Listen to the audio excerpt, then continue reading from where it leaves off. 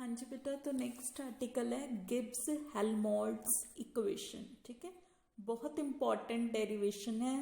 As it is ये complete question आपको paper में आ जाता है। ठीक है, तो इसको ड्राइव करने के लिए सबसे पहले हम क्या लेंगे कि what is Gibbs free energy. ठीक है, गिब्स फ्री एनर्जी जी क्या होता है, G equals to H minus T S.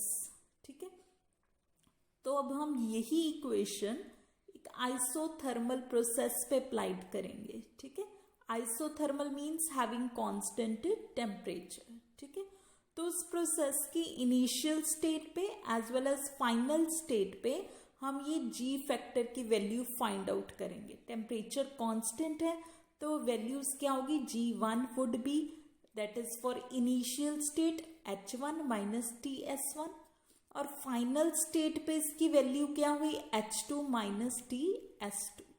ठीक है, तो change in free energy find out करने के लिए we would subtract equation 2 and 1। ठीक है, तो ये क्या आएगा, G2 माइनस G1, यहां से H2 minus H1 minus T constant S2 minus S1। ठीक है, G2 माइनस G1 क्या बन गया, delta G, change in free energy. H2 minus H1 क्या बन गया, delta H, that is change in enthalpy. S2 minus S1 क्या बन गया, delta S, that is change in entropy. ठीक है, अब क्या कह रहा है कि हम इस जनरल इक्वेशन में H की वैल्यू पुट करेंगे। H क्या होता है, U प्लस PV। ठीक है, तो ये वैल्यू हमने इस जनरल इक्वेशन में पुट कर दी। G equals to U plus PV minus TS। ठीक है, ये कंप्लीट इक्वेशन बन गई।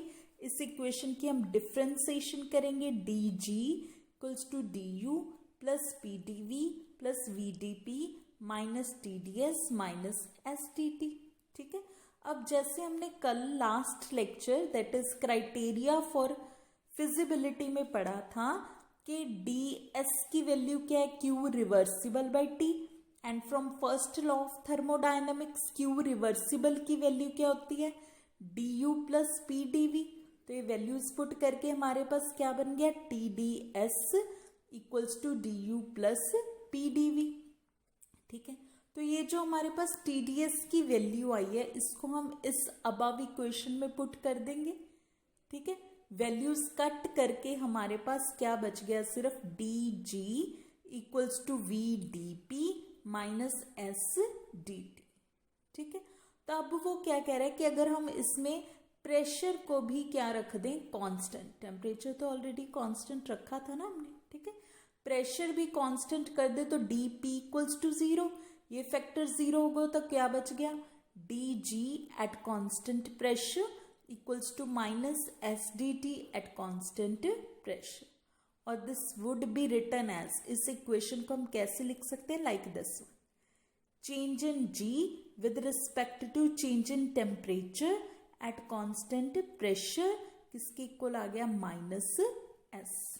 ठीक है, अब ये इक्वेशन अगर हमने किसी भी सिस्टम पे या किसी भी प्रोसेस पे अप्लाइड करनी हो तो सबसे पहले इनिशियल स्टेट में जब उसकी free energy change find out करेंगे with respect to change in temperature, तो वैल्यू किसके इक्वल होगी, minus S1। After some time final state के लिए माइनस S2।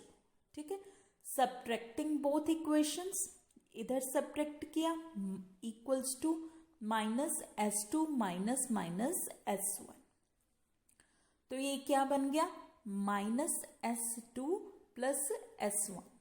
ठीक है, that is minus delta S।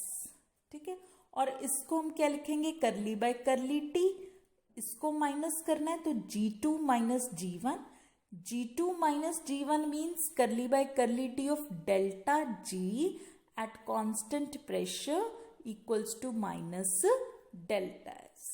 ठीक है, अब ये वैल्यू हम यूज करेंगे। ऊपर हमने इक्वेशन ड्राइव की थी ना ये वाली, this is delta G equals to delta H minus T delta S। तो इसमें हमने डेल्टा S की वैल्यू पुट कर देनी है जो अभी हमने नीचे ड्राइव की है। ठीक है, तो डेल्टा S की वैल्यू पुट करके the equation would becomes delta G equals to delta H plus T to curly by curly T of delta G at constant pressure. ठीक है, इस इक्वेशन को हम टर्म्स ऑफ वर्क फंक्शन भी लिख सकते हैं। अगर डेल्टा एच की जगह क्या लेंगे, डेल्टा यू, तो फ्री एनर्जी किसके इक्वल होगा, delta A, work function. So this is the required Gibbs Helmholtz equation.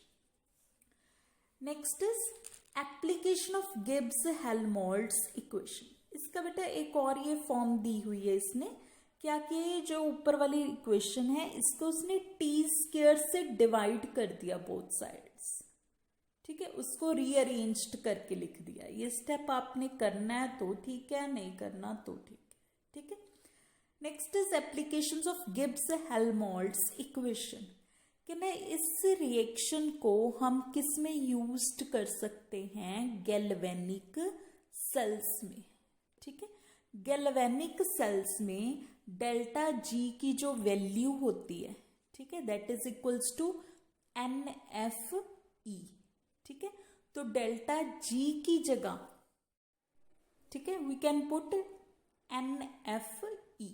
मतलब अगर किसी गैल्वेनिक सेल में सपोज कोई भी रिएक्शन अकर कर रही है, तो change in free energy, decrease in free energy, वो वैल्यू फाइंड आउट कर दो। उस मैथमेटिकल वैल्यू को, लाइक 50 वैल्यू आ गई, उसको किसके इक्वल रखना है, NFE के। N क्या है कि उसमें कितने नंबर ऑफ इलेक्ट्रॉन्स ट्रांसफर्ड हो रहे हैं। F क्या है कि उस सेल में हमने कितनी फैराडे करंट पास की है।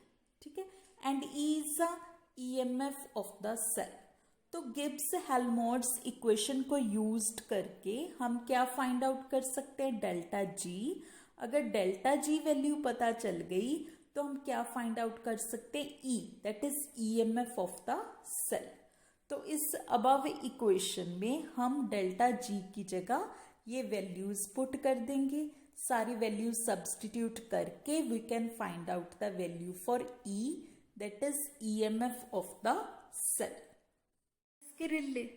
अब इसके रिलेटेड न्यूमेरिकल्स हैं बेटा, बहुत इंपॉर्टेंट है ये। आर्टिकल डेरिवेशन भी बहुत इंपॉर्टेंट है। तो ये क्या कह रहा है, the free energy change, delta G की बात कर रहे हैं, in a reaction are found to be this one, ये वैल्यू है at 25 degree Celsius temperature and this one at 35 degree Celsius.